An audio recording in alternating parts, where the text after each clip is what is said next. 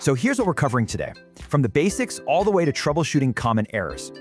Yeah, with mods, you can add everything. New furniture, magic, even whole new dimensions to explore.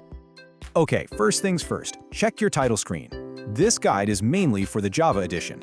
So you found a cool mod. Great. But before you download, you've got to check these 3 things. Right, mods can't run by themselves. They need a little helper program called a mod loader. There are a bunch of different loaders. Don't worry, the mods page will tell you which one to get. Okay, let's start with the super easy way. The CurseForge app does all the work for you. See? It's really that simple. The app literally handles everything. Super straightforward. All right, what if you want more control? Or the mod isn't on CurseForge? Time to go manual. Now this part is super important. Your mod loader version has to match your Minecraft version.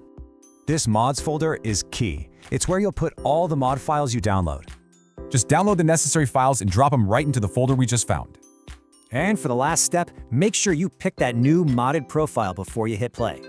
Okay, switching gears. For you Bedrock players, we're talking about add-ons, not mods.